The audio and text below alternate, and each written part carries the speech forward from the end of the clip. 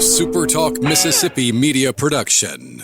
Ford of Corinth has trucks built Ford tough with powerful engines and rugged exteriors. Whether you're hauling cargo, towing a trailer, or just need a reliable daily driver, Ford of Corinth has the truck for you, which includes a lifetime powertrain warranty. FordofCorinth.com.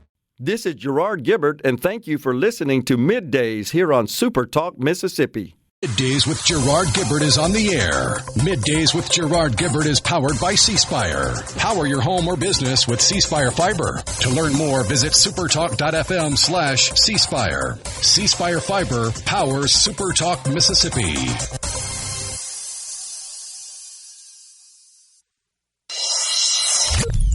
Get ready to go beyond the headlines and join a meaningful conversation with people from around the state. You're listening to MidDays with Gerard Gibert here on SuperTalk Mississippi.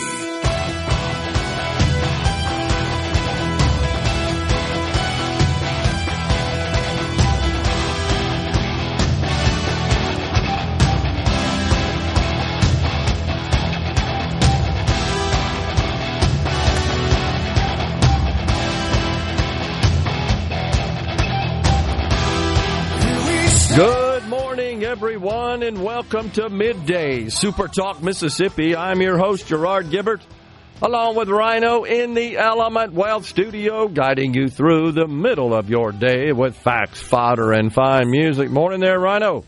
Howdy, howdy. What about your weekend? Oh, it wasn't too bad. About yours? Yeah, it's pretty good. Had good weather. Got a little warmish already, huh? What happened to spring? Spring is about a week and a half in the Magnolia State. Kind of like fall. Yeah, that's exactly right. Well, it was fun while it lasted, but overall, a good weekend. Got the drum kit put together. There you go. That was a 4-hour ordeal, unboxing all that stuff. It's so meticulously packed, which you want it to be. They're careful about that stuff. All that chrome hardware, you know. It's easy to mess up a chrome finish. Yeah. That stuff's heavy, by the way. Yeah. Good grief. That's why it's everybody's job in the band to help the drummer bring his kit in. That's exactly right.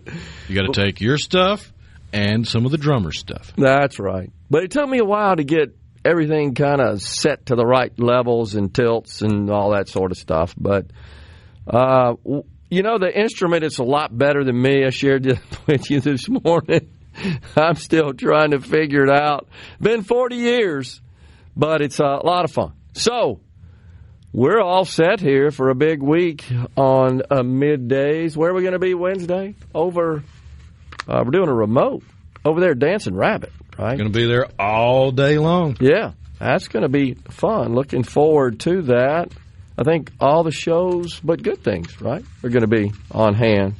So, that comes up this Wednesday. I'm told we're going to be outside, so I got to bring a little sunscreen. We'll have the tent, the iconic SuperTalk Mississippi tent above. Wow, a flurry of information, as is seems to always be the case, Rhino, after a weekend, both across the Magnolia State and as well on a national basis. Now, is this a state holiday today? Is that correct? Yeah, I believe was it Confederate Memorial Day? I think that's right. Confederate Memorial Day. Now, that's gotten some national attention. From all the same people that seem to get their panties in a twist over nonsense all the time. Yeah, I think that's a little bit overreacting.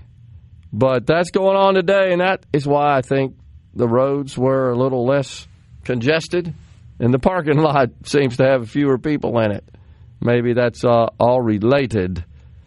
But the markets right now, the Dow up 70 points. It has been up more than that. The NASDAQ's been back and forth. The old kangaroo hopping around, now down to 108 is the NASDAQ at the present time. Crude oil, that's just staying around that $60 to $63 a barrel rate.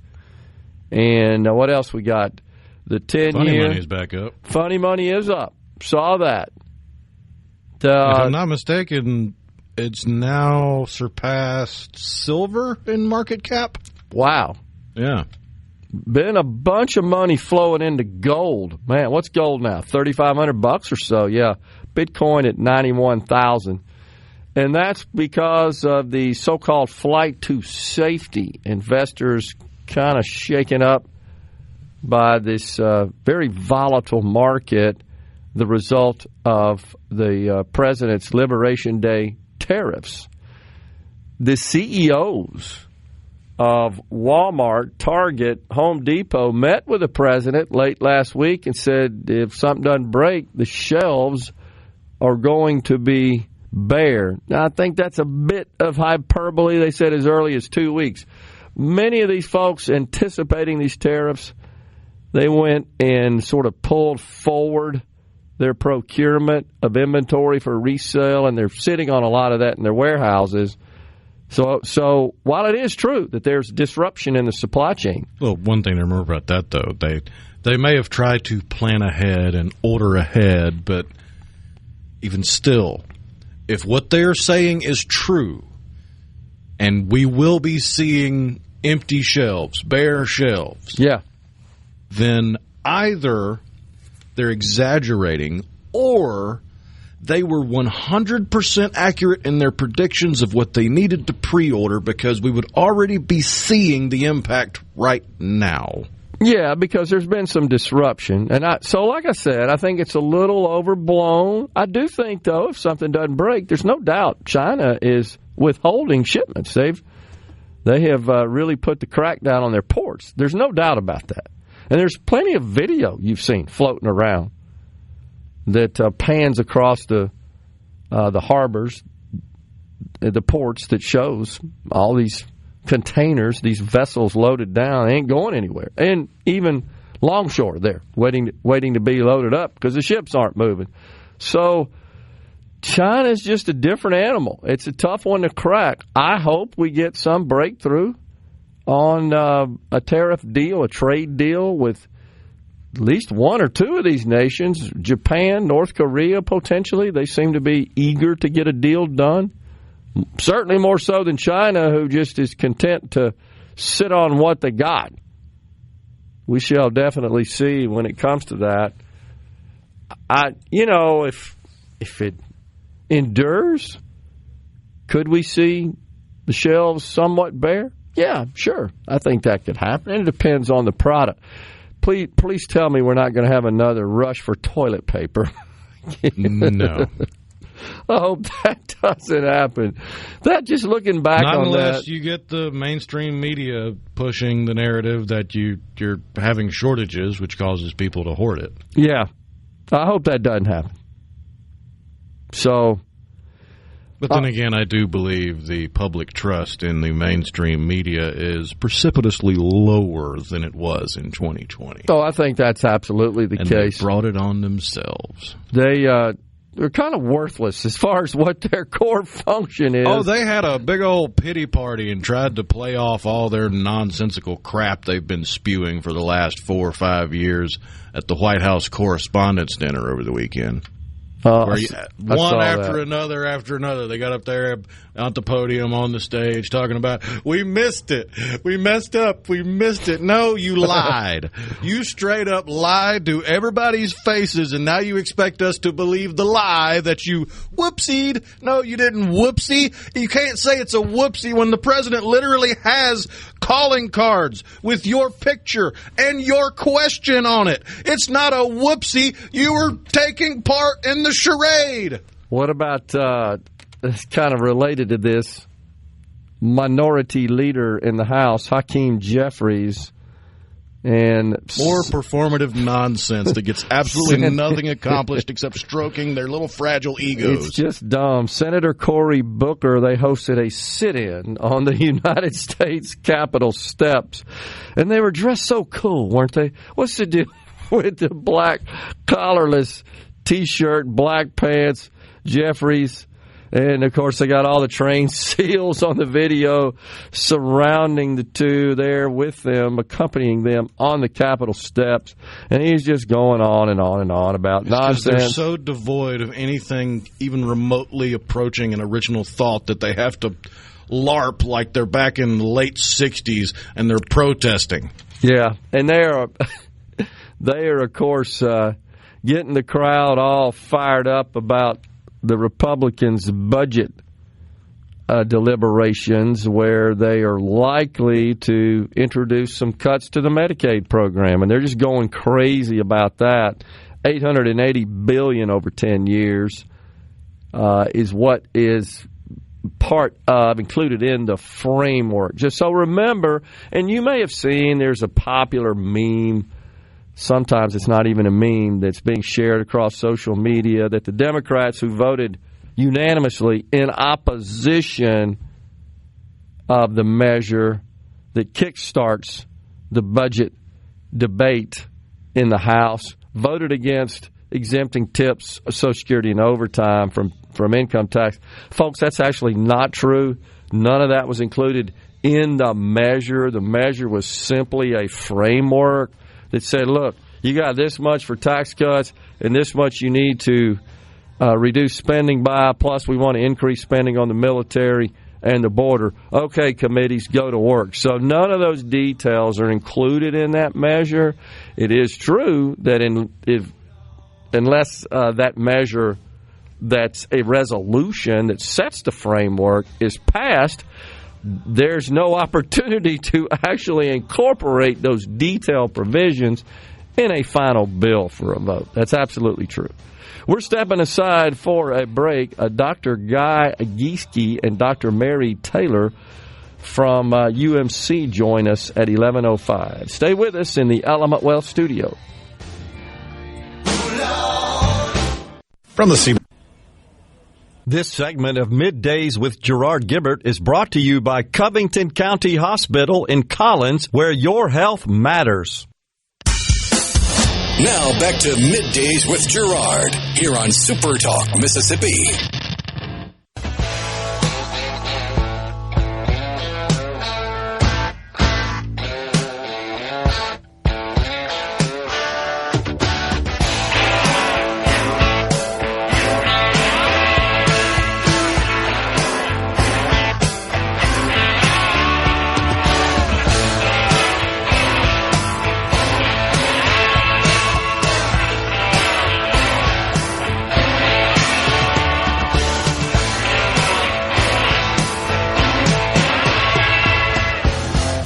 The great Joe Walsh of the Eagles, that, of course, from his solo career there. All right, so you've seen AOC has raised a bunch of money. She like floats to the top among potential Democratic presidential contenders in 2028. That's just astonishing. It truly is. J.D. Vance versus AOC on a debate stage would be a sight to behold. Unbelievable. So she's been holding town halls and rallies all over the place. With Bernie Sanders? Yeah, give me all your money. Jet setting on private jets, even though she claims she never does that. $15K per hour, private jets. So, yeah. And there's still photos and video all over the place of her and Bernie exiting the aircraft on the steps supplied by the fixed-base operator, the FBO, that serves private aviation. They're hopping off. They're deplaning onto those steps. I think one of them actually had the Fight Oligarchy sign attached to the side of the steps there that led down to the tarmac. So, if you give Bernie Sanders no other credit, at least give the man credit. He's been a broken record since the 80s. Oligarchies! You got to take down the oligarchs. Give me all your money. He's consistent. I'm leaving one of my 3 or 4 mansions to tell you about how evil wealth and capitalism is. Give me all your money. No doubt. Totally about that. So, I live better than any of you. I get to fly private. I got millions of dollars. But evil rich people, not me, but those other people that have money, they're evil. Hate them. Don't hate me. Give me all your money. That's exactly right. So I sent you some sound from one of the rallies, and I think this really caught the Congresswoman from New York, from Westchester, by the way, which is like one of the, if not the most affluent districts in the country. I mean, that's major wealth. Westchester, New York. Sandy from Westchester. That's what Tucker Carlson used to call her all the time. But we got some sound from one of the loons. I mean, complete loon that was in the audience as Rhino gets it teed up there for us. Yeah, that was back in 2019. Oh, it was? Yeah. Okay. That was her first go-round. Okay. All right. Well, I caught it on social media, and I didn't note the date. It may still be worth playing, though, because I'm quite sure there are plenty of lunatics out there just like this person. Going to be here for much long because of the climate crisis. We only have a few months left. I love that you support the Green Deal, but it's not getting rid of fossil fuel. It's not going to solve the problem fast enough. A Swedish professor saying that we can eat dead people, but that's not fast enough. So I think your next campaign slogan has to be this: we got to start eating babies. We don't have enough time. There's too much CO2. All of you're a pollutant. Too much CO2. We have to start now, please. You are so great. I'm so happy that you're really supporting the Green Deal, but it's not enough. Even if we would bomb Russia, we still have too many people, too much pollution. So we have to get rid of the babies. That's a big problem. Just stopping having babies is not enough. We need to eat the babies. And this is very serious. Please give a response. No, thank you. So I'm not sure if you caught that, folks. With a bit of an accent. I believe, just in looking at her, she appears to be of Asian descent. She's in the audience there. I'm not sure where it is. I don't really know. But she says we have to eat the babies. We have too many people. We only have a few months. And now you're telling me that's 2019. How'd that work out? For more fear-mongering nonsensically. We have to eat the babies. Even if we bomb Russia and wiped out all the Russians, still not enough. Why don't we start with you, Toots? Why don't we just eliminate you? Because you're right. You're producing too much CO2. I mean, these are people who are sick. She needs to be in a padded cell. She's totally sick. But this is how they think. Kind of outlawed padded cells. Okay, well, we need to bring them back. I'm calling for their reinstitution because this person is a case study for one who needs to be in a padded cell. We've got to eat the babies. We only have a few months. It's just incredible. What did she say? My Swedish professor. Oh, gosh. Even AOC, you can see her reaction in the background like, what the heck? But, hey, you started it. You're the one that latched on to this crazy crap. You're the one that told us all, if we don't do so. When was it? 8-9 years ago? We got 11 years left. Wasn't that her sort of benchmark, her prediction? 11 years? 11 years, the planet's gone. I mean, Al Gore in An Inconvenient Truth was saying there would be no snow on Mount Fuji by, 5 years ago? Right. And the polar caps were going to melt. Yeah, the polar bears wouldn't have anywhere to live. And it would flood all the land. Ago. Right? We were supposed to be underwater by now. Actually, a while back, we were supposed to be underwater. Man, it's just incredible. Just incredible. It really is. Brian in Madison says, oh, wow. I feel dumber for listening to that. He also That's how says, I feel anytime I hear a Democrat politician open their mouth and put anything through their vocal cords. Right. I feel like I'm getting dumber the longer I listen to him. Brian also says, I think this is a continuation of his contention last week. So what if the shelves are empty in the big box stores? Let me stop you right there, Brian. It's not just the big box stores. Not just them. There's a whole bunch of small and mid-sized businesses that import products for resale. They would be, honestly, many of them, if there's not a breakthrough, are not going to survive. That's just a fact. Corporate America is to blame for all the China manufactured products in stores anyway, he says. Are they? How about consumers? How much more are we willing to pay? I contend little to none.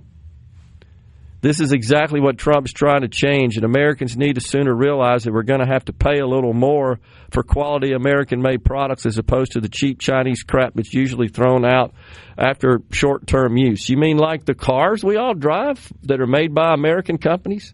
Like all the technology we're using to power this broadcast? To network the world? All that stuff's designed here, but it's made overseas. I mean, there's no internet without that stuff. So it's more than just, I hear you, but it's more than just plastic junk in Walmart. Unfortunately. And it's pharmaceuticals.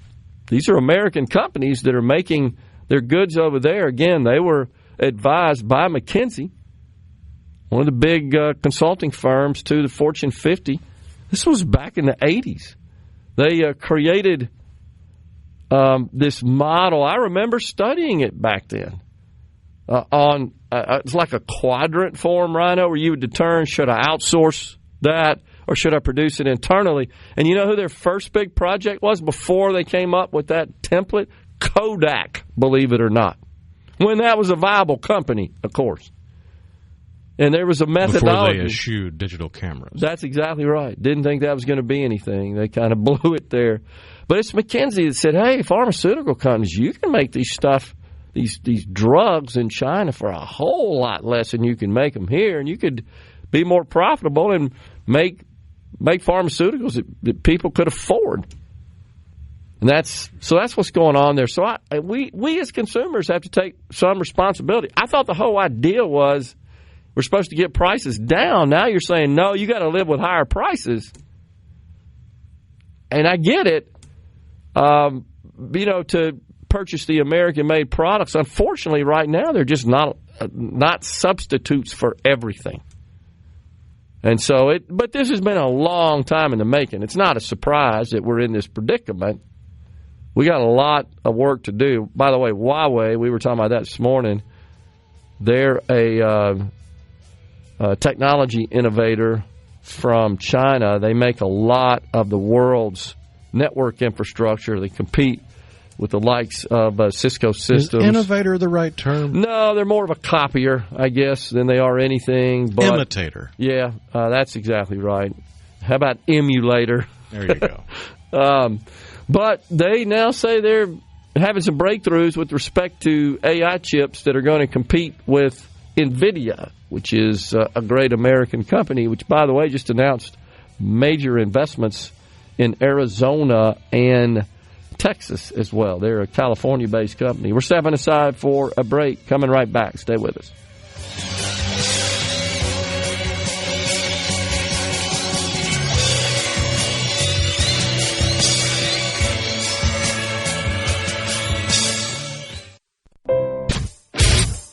You're listening to Middays with Gerard Gibert, here on SuperTalk, Mississippi.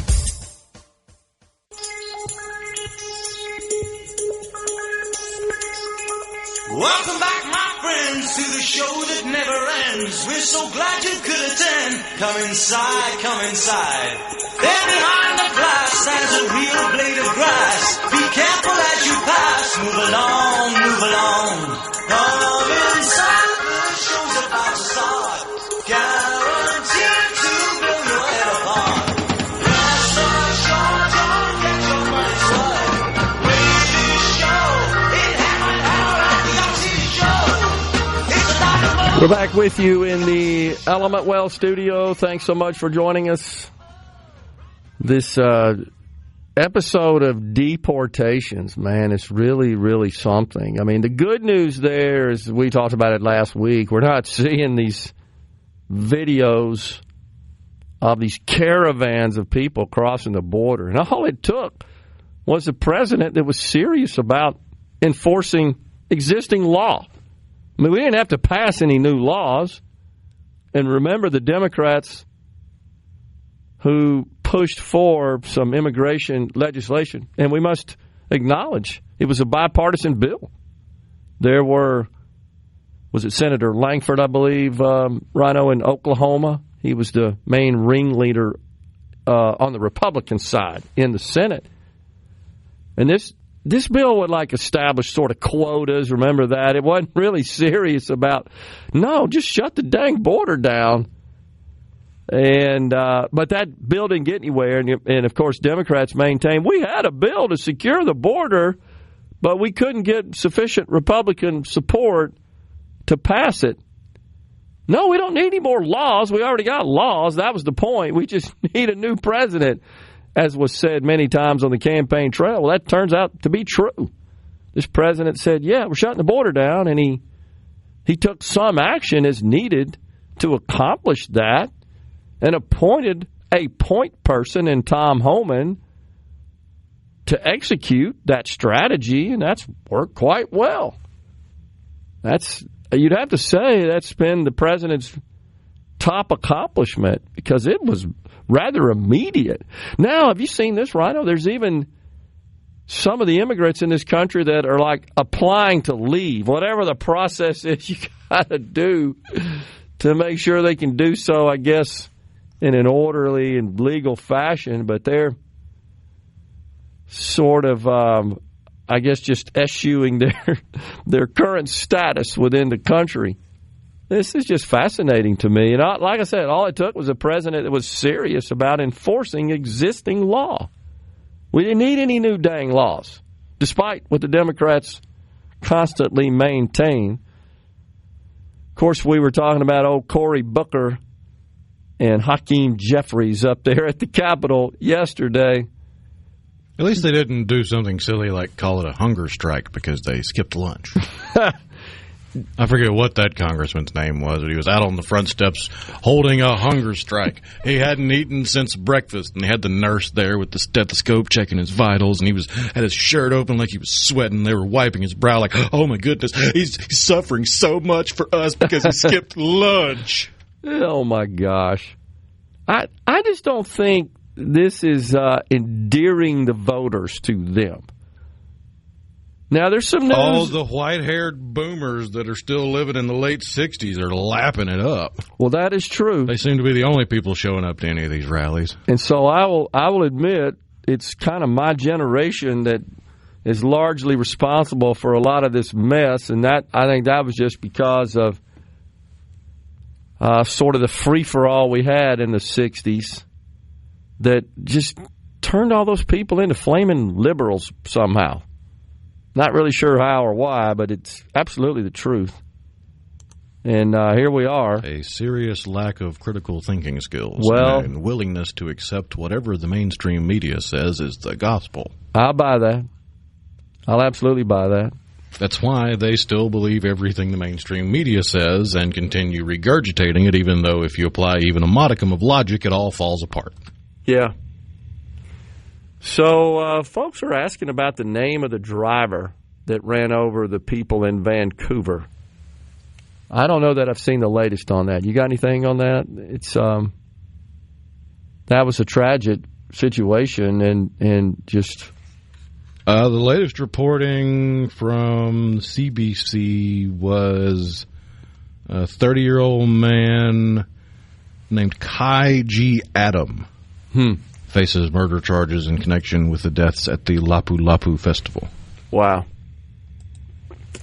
Maybe it's just the capitalist in me, says Ben from Madison, but I'd much rather pay very little for an everyday product than a whole lot for something that was manufactured here. I think that is a widespread sentiment, Ben. Again, we're obsessed with cheap. And very few people will pay a premium for the exact same product just because it's made here. I'm not saying that's good or bad. It's just my opinion of the general population's consumption habits.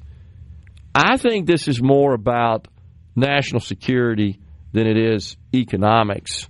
And what I mean by that is the fact that we rely on some products that are critical to our functioning as a nation being made inside the borders of an adversary is a problem to me. Pharmaceuticals is an example. There, if you've seen, their components, parts, if you will, used in the production of military assets. That's a problem to me, that those would be made by our primary military foe, China. That's definitely a problem. So, again, I think it's more about national security than it is the economic dimension. I acknowledge there is one there from an economic perspective, but I don't know that I'm too upset about the fact that a lot of stuff that's not as critical to our very existence, toys, for example, I just used that.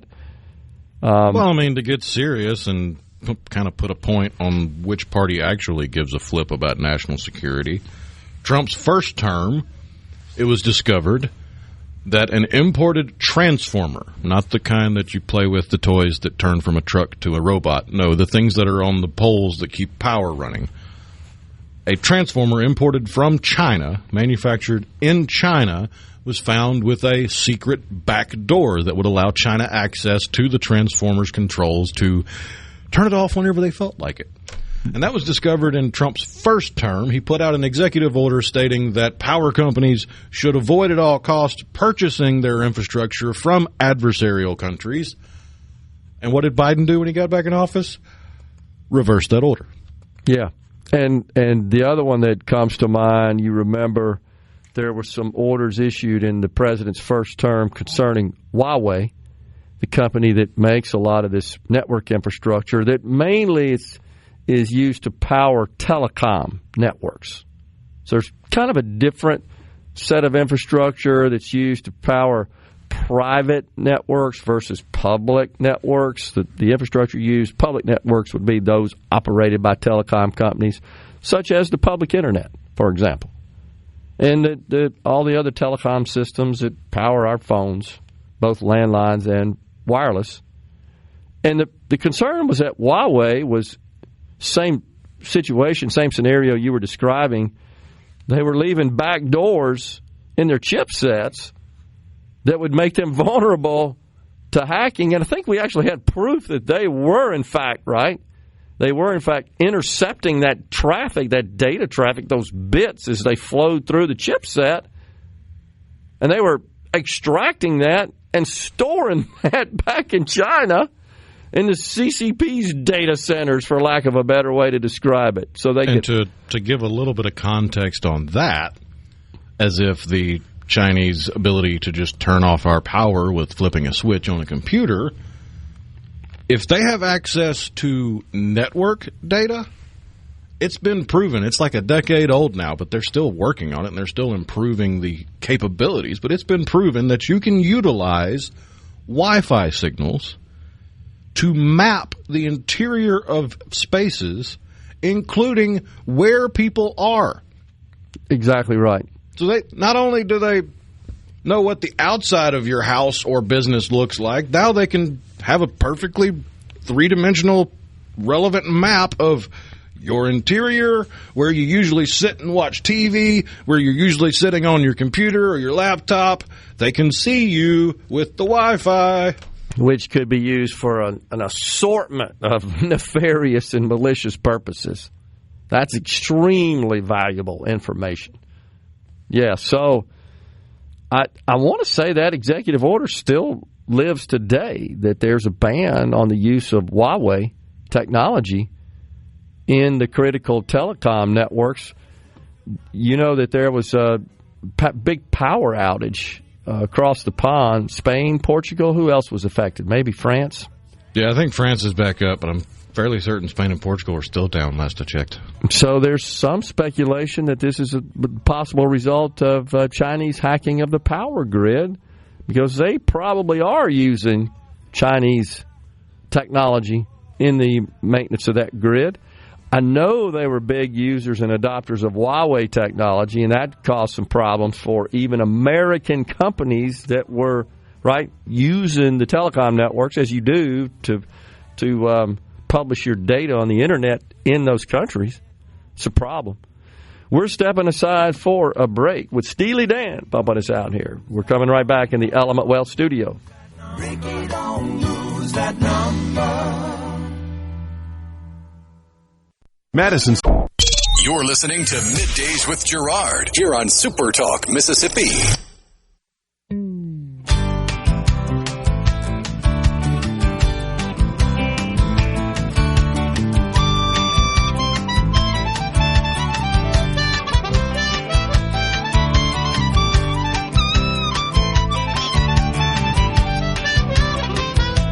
A reminder, the C Spire text line is 601-879-4395. We're approaching the 100-day mark for the president. That would be tomorrow, I believe. That ought to be something. And I think the president, he's traveling, is it to Michigan, I think, to celebrate the first 100 days? That ought to be really interesting. Looking forward to that. See what he has to say. Let's see here.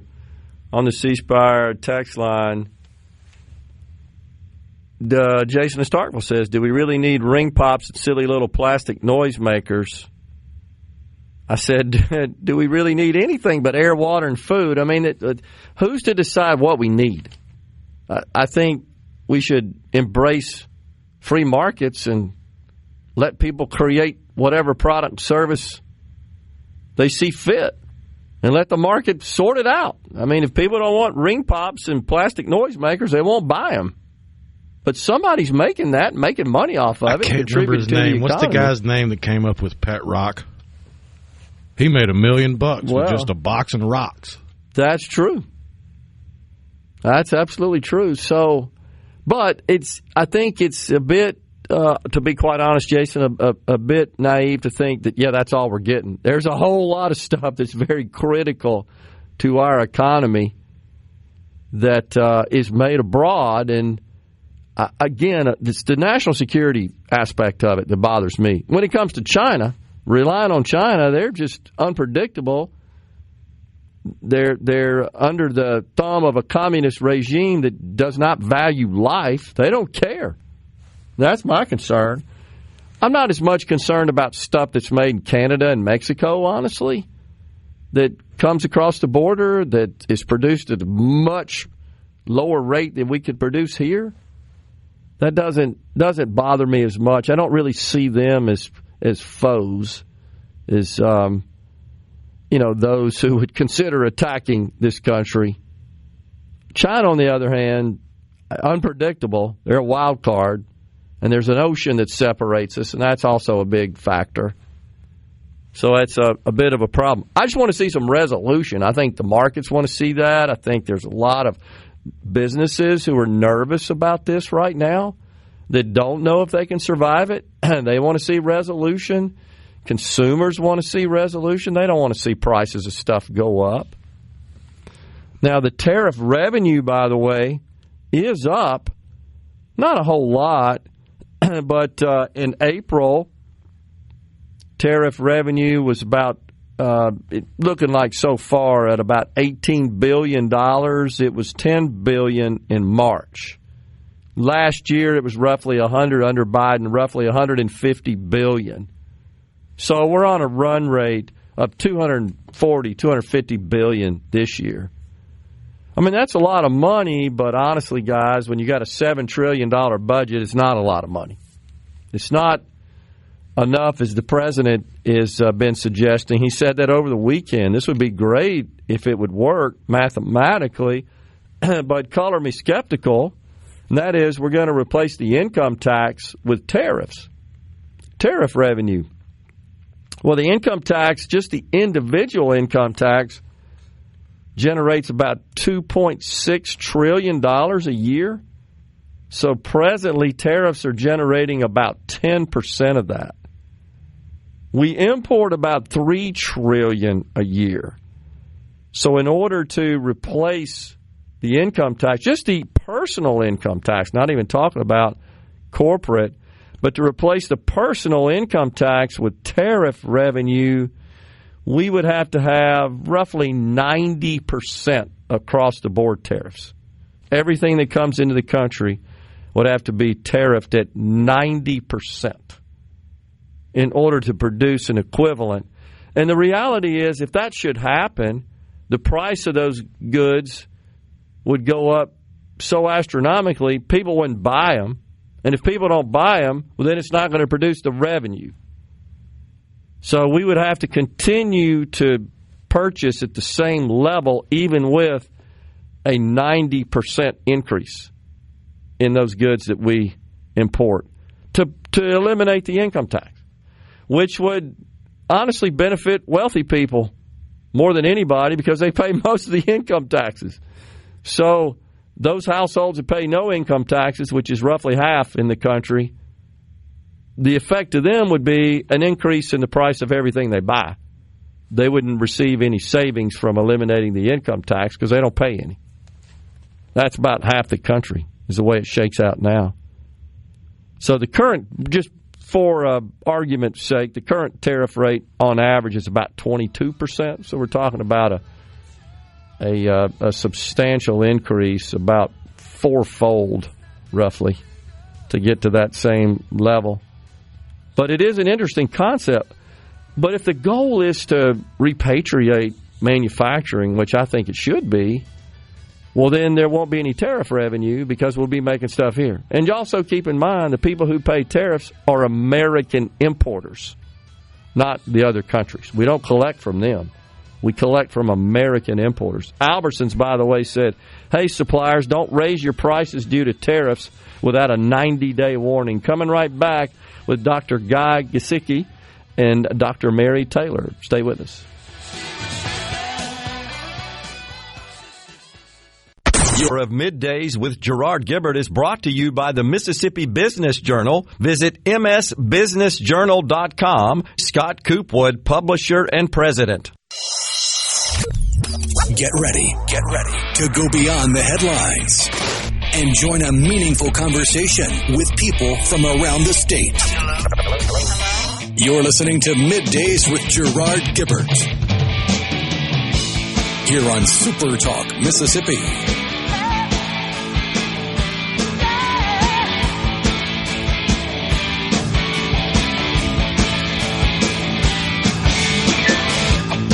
Welcome back, everyone. It's hour 2 of Middays. Don't forget it's Monday, and that means it's a short show. We got Ricky Matthews, Super Talk Outdoors at 12:05. But right now, it's Dr. Guy Giesecke, CEO of Children's of Mississippi and Weiser Hospital for Women, and Dr. Mary Taylor, Chair of Pediatrics at Children's of Mississippi. Dr. Giesecke, Dr. Taylor, thanks for coming in. Thank you. Thank you. You guys got a lot going on at the Children's Hospital. Give us a quick overview of that. It's very impressive. Well, I'll get started, and so some of the construction projects and actually new services that we're starting is we have Alice G. Clark Center for Medically Fragile Children that's under construction that ends towards the end of this year around November, and that's going to be the first facility in the state that's going to house all of some of these complex patients that really don't need acute care, but they also don't have the resources or the ability to go home, so they need like long-term care for children. It's the first facility like that in the state. Okay. So that's one thing. We're also building an adolescent psych unit, and so that's going to be the first medically based adolescent psych unit in the state as well. So we have a child psych unit, but we don't really have a place for adolescents. So that's a new service for us. We're also building a playground so that the child and adolescent psych patients can actually have a place to go and run around and get some of that, use some of that energy in a productive way. So that's another construction project, and we're doing a renovation project too. I'll let Mary talk about that. Yeah, we're renovating the Batson Tower, which everyone's probably familiar with. It's the initial children's hospital that was completed in 1998, and it sorely needs renovation. And we're redoing all of the nursing units and the patient rooms on each floor, kind of floor by floor, in order to make it look and feel like the Sanderson Hospital, which is our newly constructed areas. So some of the information you guys provided, I was impressed, Dr. Taylor, with this point. 220 pediatricians and pediatric specialists in 30-plus medical subspecialties. Yes. For Mississippi's children. We have many. We're actually one of the largest departments at UMMC. We have quite a few, I guess probably around 180 of those are in the Department of Pediatrics, and some of them are surgical subspecialists that just take care of children. So pretty much anything you can think of that an adult specialist might have or see, we have for children, including all of the surgical areas like neurosurgery or orthopedics, all of those things. We have multiple specialties, about 20 some odd specialties for children, and we have recruited people from all over the world really to take that kind of care of children. Wow. Dr. Giesecke, is this something that's been planned for quite some time and is just now becoming a reality due to everything involved in pulling something like this off? Yeah, so we when we were planning the new construction, so the Sanderson Tower, and so that was finished in November of 2020, and that was about a 5-year project leading up to that. So we knew that there were some components that we couldn't afford at the time, or we couldn't logistically do, and so that's why when we started renovating those inpatient floors that are still in the Batson Tower, we knew we needed to raise money for those, and so this was always planned, even going back 7-8 years ago, that would be done, as well as the adolescent psych place. And we also finished a cancer center about a year and a half ago. We renovated our cancer center. That was also in the plans, and actually Dr. Taylor started the fundraising for that when we were actually building finishing construction on the Sanderson Tower. So, Dr. Taylor, of course, remarkable work done there at Children's and Larry Batson's and so forth. Are we serving just Mississippi children, or do we receive some that are perhaps referred from other states? We see a few patients from surrounding states. Primarily, it's the state of Mississippi. We always love to encourage people to know that we cover the entire state of Mississippi, not just the central Mississippi area. Although our children's hospital is right here and we can drive right by it, we have outreach locations throughout the state. So we have subspecialty clinics in North Mississippi, on the coast, in Macomb, Meridian, Hattiesburg, really throughout the state, including Greenwood, Greenville, and we want to serve all the patients. We want to improve access so children can come from wherever they are. They can come here to get service that is a higher level of care, but they can see some specialists in their hometown. So are you primarily sort of filling a void, perhaps, providing services that maybe the outlying clinics and hospitals cannot? That's right. So, there are pediatricians throughout the state, but we want to serve those pediatricians to provide that subspecialty care. So if they need to see a cardiologist or a neurologist, they can see them hopefully close to where they live, and if not, certainly at the Children's Hospital. Yeah. Remarkable. What did we do, Dr. Gies, before we had all this? So, yeah, it was. I think mostly we covered the middle part of the state, and then Dr. Taylor and I have been here between 14 and 15 years, so we've came about the same time. But really, we didn't have all the specialties represented, so a lot of kids had to leave the state, thinking about like 15, 20 years ago, like for heart surgery as an example. We didn't have a congenital heart surgical program, so kids had to leave the state for that care. And then you saw on the outsides, the distal ends of the state, the coast and up by Tupelo and things like that, where kids would just go to other children's hospitals. And so we developed an outreach network. Part of that was, the main reason for that was to get care closer to home, like Dr. Taylor had mentioned. But the other aspect of that is it's a business model. We can't really have a heart program, like I mentioned, or a pediatric neurosurgery or an epilepsy program, cancer services, without really having enough patients to support all of those specialists that Dr. Taylor has recruited.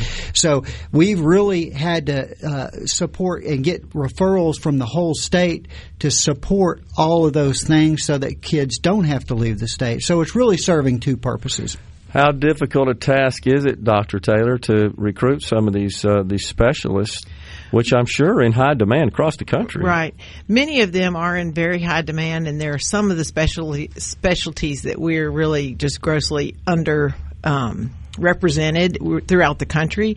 But I've found that if we get someone to come here and visit just one time, we can show them the mission and why we're here and really encourage them to be part of something that really is a phenomenal opportunity to serve an entire state of people that wouldn't have that care if they weren't there.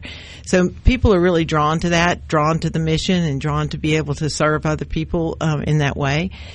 So it's challenging, but I think once we get people to come here once, they see what a nice place it is, great food, great people, and they really want to join us. I've had the privilege of receiving a personal guided tour from Dr. Keaton of the entire complex, the entire campus. I mean, places that he can go that everybody can, of course. But most impressive was the NICU. Yeah. So how do you guys, if at all, integrate with the NICU? So the NICU is a big part of our hospital. It's the largest division within the Department of Pediatrics. There's 2 floors in the Sanderson Hospital. When we built that, we really made a dramatic change, kind of huge change in the way NICU patients are taken care of. In the past, they were in one huge room, and it was kind of patient to patient to patient, no privacy for families. Now we have individual patient rooms. There's a shower in every room. There are services on the floor for washing their clothes, or a little kitchenette. They can have some respite time. Every child has an individual room, and parents can be there with them. So if they're coming from North Mississippi, they can stay with their child. It's made kind of really evolved the entire care of the NICU. We also have newborn services for brand newborns who are taken care of, and we have a NICU in the Weiser Hospital that Dr. Giesecke manages that hospital as well. But that's for our micro preemies, we say. They're very, very small and they're unstable to transport, but then they come over to our new NICU. Yeah, gotcha. We got a break right now, but if you guys can hang around, we can continue the discussion. I know there's a lot of stuff going on there. Sure. All right. Thank you. Folks, we're coming right back. Stay with us. We're in the Element Well studio.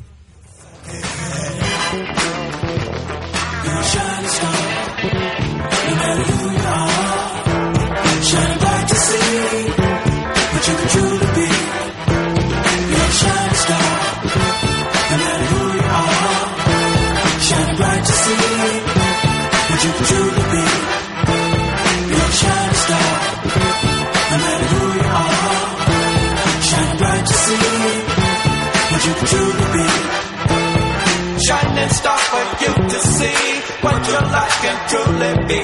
Shining star for you to see what your life can truly be. Shining star for you to see what your life can truly be. Mississippi's Middays with Gerard Gibert. Let's do this. On SuperTalk Mississippi. Let's go.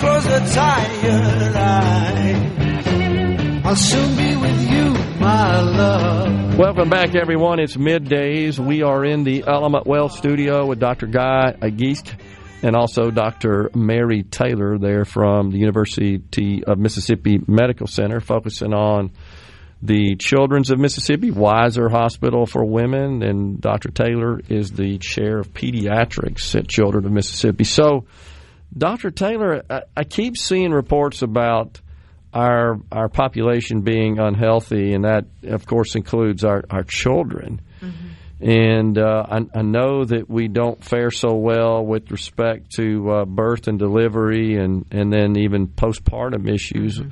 What do we got to do to improve on this situation? Well, it's very multifactorial, as you can imagine. There's so much that goes into it, from nutrition and medical care and people getting medical care early on.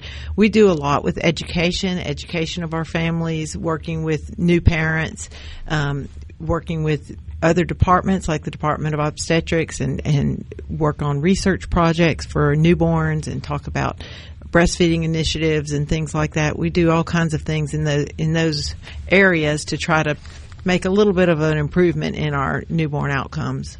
Yeah. The funding for all these projects, Dr. Giesecke, where does that come from? So a lot of funding does come from grants. So we do have grants and research funding that will pay for some of our abilities to do these things. But a lot of it comes from operations. So, when we think about the Children's Hospital and the women's care and all of those things, we obviously have to keep our capital and be able to raise funds so that we can continue to improve and recruit the right doctors and pay nurses appropriately and all those things.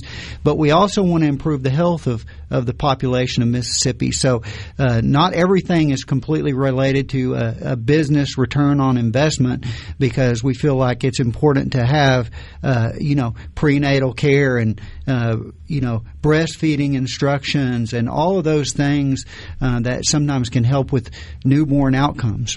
Well, that actually does produce a return on investment, because there's a cost associated with that. And if we could perhaps prevent a lot of those conditions and the need for that sort of stuff, we think we all benefit. And we need our people healthy and contributing to society. And that starts as a child. You're right. And if moms are healthy, babies are going to be healthier. Okay. And if you look at what we see in the Children's Hospital, a lot of those babies that are born prematurely, for example, at 23, 24, 25 weeks, they can generate bills of over $1 million. And so if we can just keep them that from happening, well, their lives are going to be, much more productive throughout their life. And then also the state benefits from, not funding that care as well. Absolutely. The Center for Cancer and Blood Disorders was reopened in 2024. Tell us about that. So it functionally never closed down, but it was we put it in a temporary location while we renovated the basement, the bottom level of the Batson Tower. It was actually the first part of the Batson Tower that was ever constructed. So we started there with our renovation. We have brand new facility there. There's big infusion bays that have individual areas for children to come and get their chemotherapy or get a transfusion or an infusion of a medication. They have individual areas with a television and kind of comfortable place to be. We have treatment rooms and a much more expansive, reorganized area for children with cancer.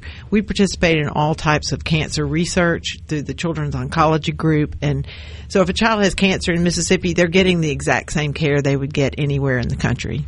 So that's a good point that brings up another question, Dr. Taylor, is what sort of collaboration exists between, because there are great children's hospitals throughout the country. That hasn't always been the case, right? We haven't always had just dedicated hospital type settings just for children. That's a phenomenon that's occurred over the last 30, 40 years. Right, probably in the last 30 or 40 years. Some larger cities had children's hospitals. Now some cities have 4 children's hospitals in one town. Yeah. Dallas, Texas has, I think, 4 children's hospitals. New Orleans has 2 or 3 programs.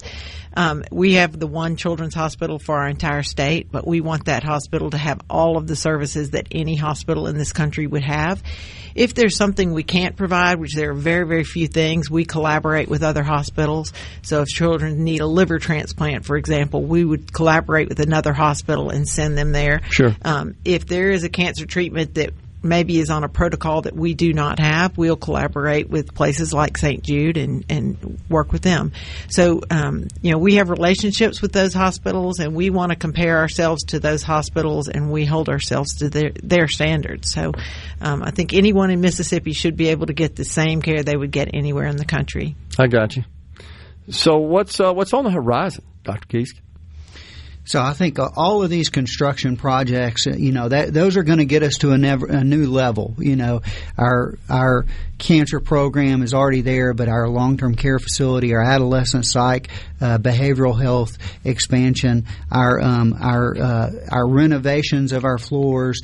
But I think the continued work that we're doing throughout the state. And continuing to grow and evolve. Like we're recruiting doctors right now that start this next year that are going to expand our programs in the other parts of the state. So I think that's another thing, building up what we have. So if people really need those tertiary, quaternary services, that they're going to get even better care in Jackson, but also making sure that we provide better care, specialty care throughout the state. So all of those things are continuing to expand at the same time and in parallel paths.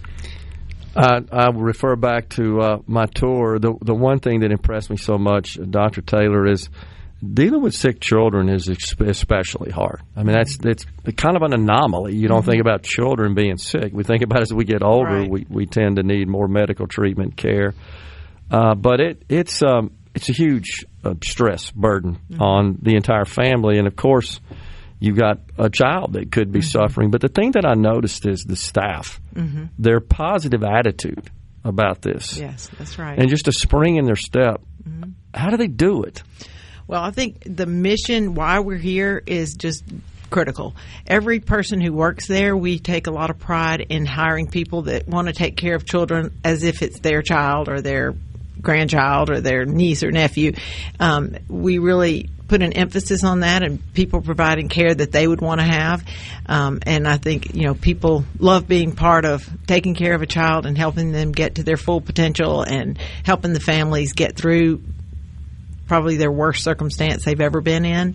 And, I think while it's not a pleasant job, sometimes it's a very, very rewarding situation to work with patients and families and help them through that.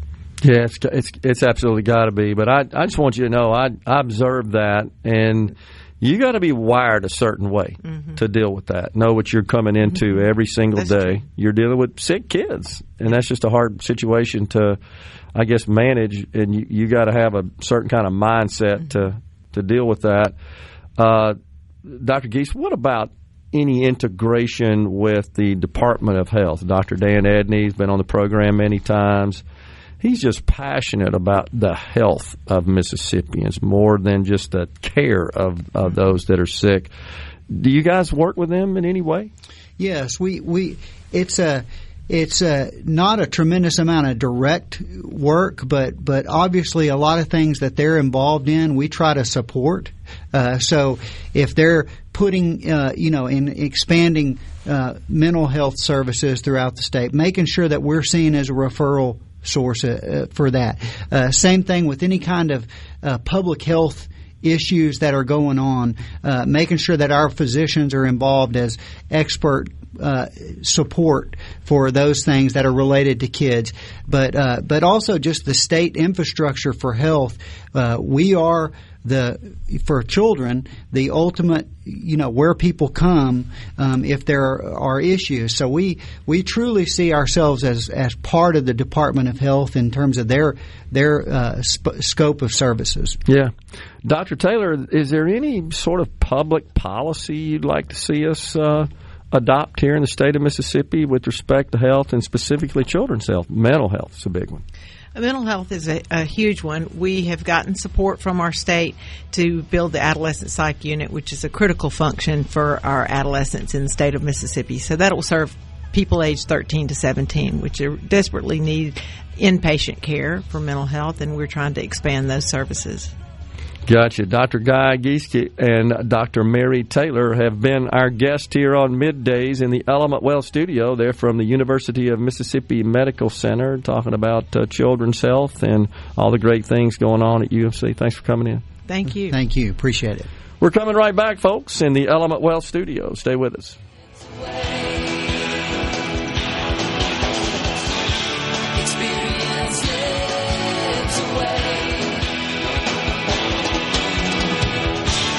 Innocence slips away.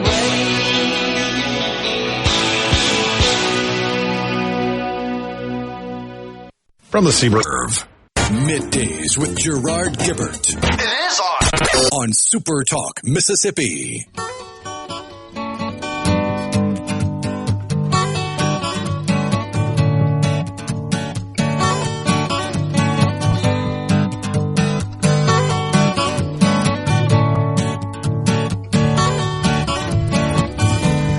Chewing on a piece of grass, walking down the road. me, how long you gonna stay here, Joe? Some people say this town don't look good in snow.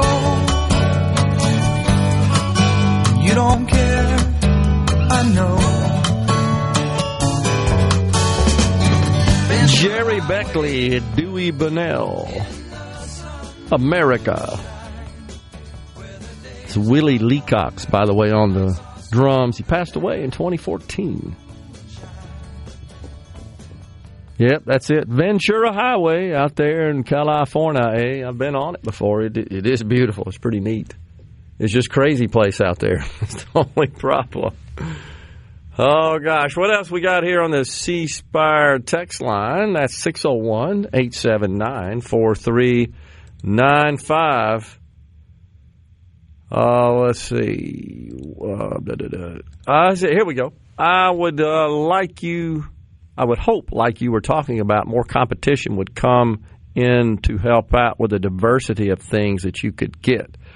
Be unlimited from some of the materials we do currently get from overseas would definitely impact that.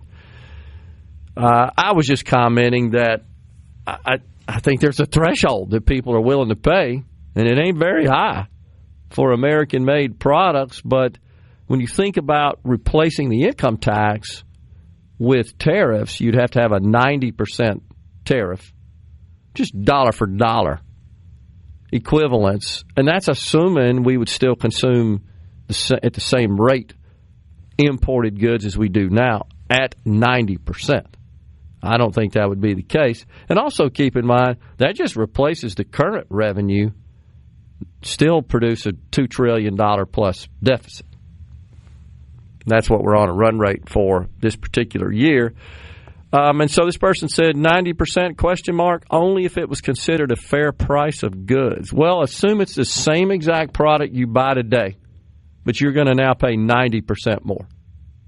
But you could, without the tariffs, pay what you pay for it today. That's the way to think of it. I've dealt with too many union people in schools and conference type stuff, and unfortunately they've gotten rid of the sole purpose of trying to make life safer, and they've become more of a money-making scam. I absolutely do not want to see people working in deplorable situations, but you shouldn't be making $40 and $50 an hour just to stand there and watch a machine do it because you work for a union.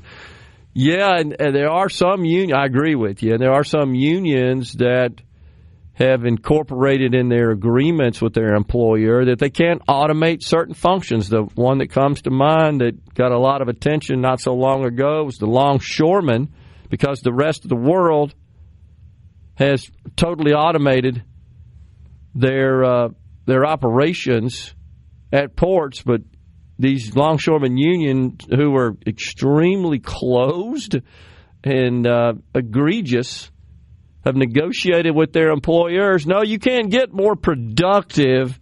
You can't be more efficient by using machines. You got to pay us the ridiculous amount of money we demand to do work that could easily be handled by a machine. And these machines, let's be honest, have made us wealthy. That's why we're so much better off than the rest of the world. We've embraced technology and automation, and there's no limit to the innovation that can emanate from humans. God made humans with this very special reasoning power, and it enables them to create all this wonderful technology that powers our lives today. And I'm not just talking about information technology. I'm talking about all ranges of technology. I saw an article that I caught this weekend, Rhino, about, a whole new series of new robots that can actually construct a home, a building. I was just blown away at watching that. So might that be the future? I think we're a ways before we get that, but not as far out as I think the average person believes. Was it traditional construction or like the 3D printing kind of construction? Because I've seen that recently, or not recently, it's been around for a better part of a decade now, where it's smaller homes that are concrete based, and there's a giant 3D printer essentially with a nozzle that can print concrete in a form to make the small structure or rooms room by room.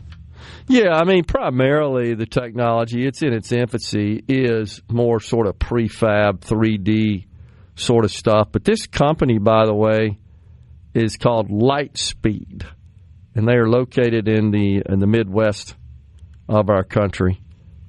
And much of the manual labor associated with the construction of even a traditional house, these robots can actually do. It's pretty fascinating. They don't look anything like humans, as you may think. They're just machines that have all the abilities that a human does for some of these tasks. So, and you know how it is. You start with a few tasks, and then they get smarter, and the innovators come up with more ideas. But I think that's just a glimpse into what may be in our future. You're going to see more and more of that. I would imagine if we start seeing that become more cost-effective, one of the first countries to adopt it would be Japan, simply because of the way they construct their houses. The home construction in Japan is much more, I guess prefab would be the correct term, but not in the sense of we think of prefab where it comes pretty much assembled and you just put together a couple parts. It's more like a premium IKEA kind of thing where there are specific parts basically designed to join together with as few nails as possible. Yeah. So it's just like putting together a giant puzzle. Yeah, and I absolutely believe that that's possible. I mean, the more that can be structured, because machines deal better with structure. Now, you know this, the combination of quantum computing, AI, machines, allows those devices to do more unstructured type of work. I mean, AI itself is unstructured, and that's what's different than sort of prior eras of information technology where everything had to be perfectly structured. AI is an unstructured technology, if you will.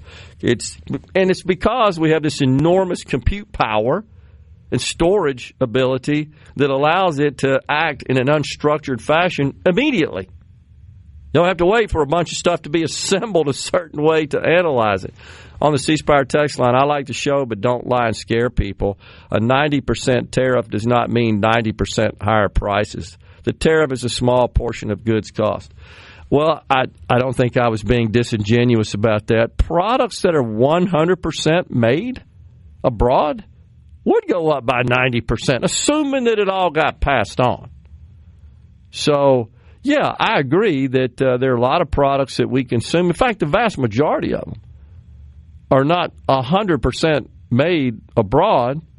They are rather incorporate vehicles, farm implements. There's computer hardware. There's just a long laundry list of products that are very diverse, shall we say, in terms of their componentry and where it's made. The iPhone, as an example, right? I know there are like 5 of the major components that are made abroad. Some's made here. It just depends on what you're talking about.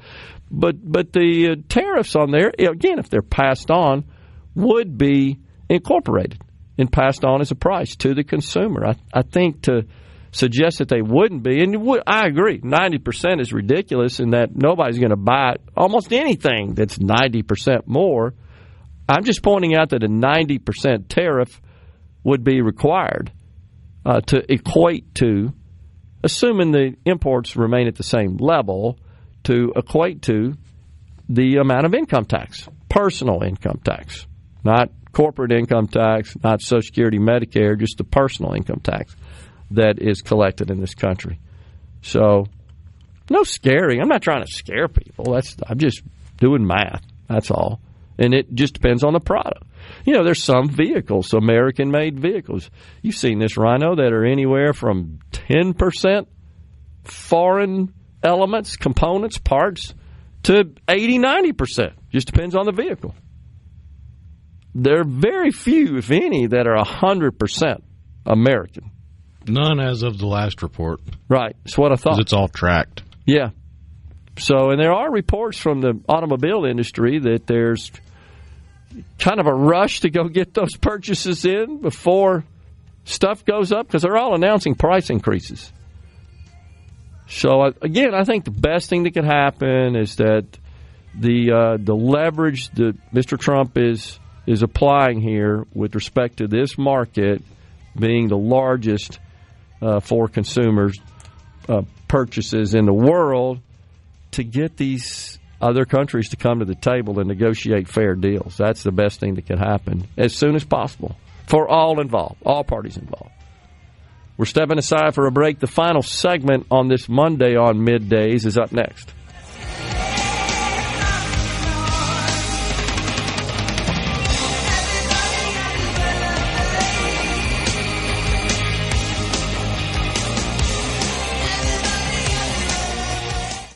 Are the trees in... Are we going to do this? Middays with Gerard Gibert. Keep rolling. 3, 2, 1. On SuperTalk, Mississippi.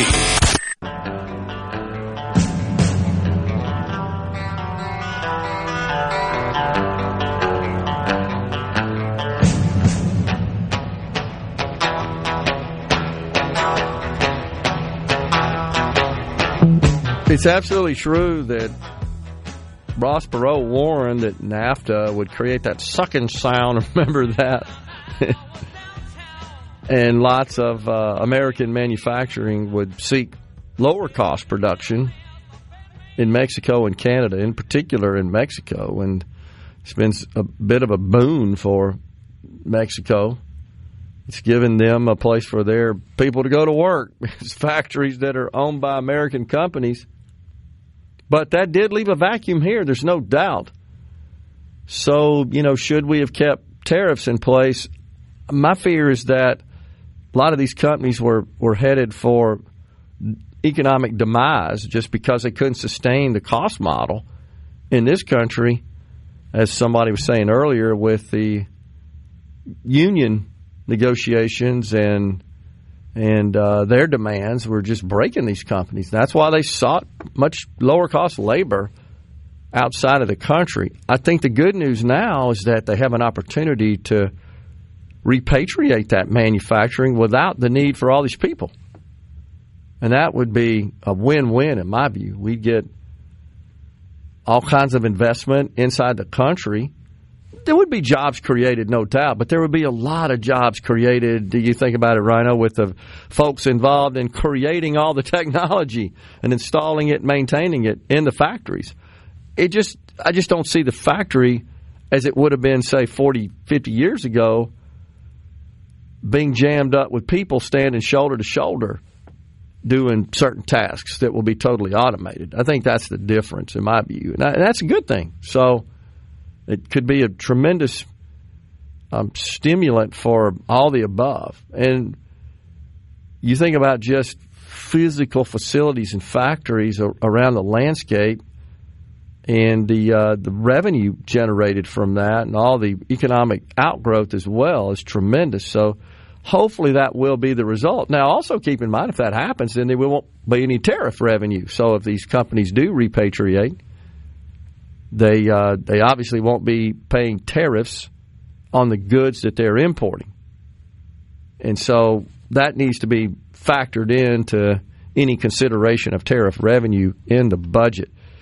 Did want to pass this on. This is just out. The third Neuralink brain implant patient is able to communicate despite having ALS. This is incredible. Of course, Neuralink is the company that was started by Elon Musk a few years ago, and he just tweeted about it, and it included an inclusion of the tweet from the person who received the Neuralink brain implant. Wow. I am the third person in the world to receive the Neuralink brain implant. First with ALS, first nonverbal. I am typing this with my brain. It is my primary communication. Ask me anything. I will answer at least all verified users. Thank you, Elon Musk. How cool is that? nonverbal, unable to communicate in the past, and I guess without writing it down, some other written form of communication, or can't do dictation because he can't speak. But now all he has to do is look at the computer and think about it. That's just mind-boggling. Which is a step up from some of the technology that was developed for Stephen Hawking, where it allowed an eye tracker to follow his eye to certain letters and pre-written out words on a screen. Yeah. And it would then put those together to form sentences so he could speak and do public engagements and stuff like that. But it did require the eye tracking and required him to be in a certain body position with his face facing the screen and the camera and all that kind of stuff. Whereas this, it's just think it reads it, and does it. Amazing technology. Incredible. So Mike in Gulfport was just talking about the exodus in NAFTA of a lot of the textile manufacturers. There's no doubt. But many have kind of reshored. I saw a report on that this morning. But, yeah, it wasn't like it was in its heyday, mainly across, the eastern seaboard, North Carolina. I think was kind of ground central for that. And he just says, this affected small towns across America. I think, honestly, I hear you, Mike, and I agree with you. But I'll just say this, and I don't want to be argumentative, that relying on something to stay status quo static for any protracted period of time is a very dangerous situation. Constant disruption is occurring, constant. And it has been accelerated because of the introduction of so much new technology and the availability of all these tools. There's been lots of disruption. There will continue to be disruption no matter what happens with the tariffs. And every business enterprise has got to factor that into their future planning and their management. They're subject to disruption. I like to say everybody's subject to being Amazoned or Ubered. Think about how that just disrupted so much. Those are two pretty easy to wrap your head around examples. He said, yeah, we may have saved a little cost on goods, but we have put our ability to care for ourselves out of reach. More than a little. We are out of here today, coming back again tomorrow. Stay safe and God bless everyone. A SuperTalk Mississippi media production.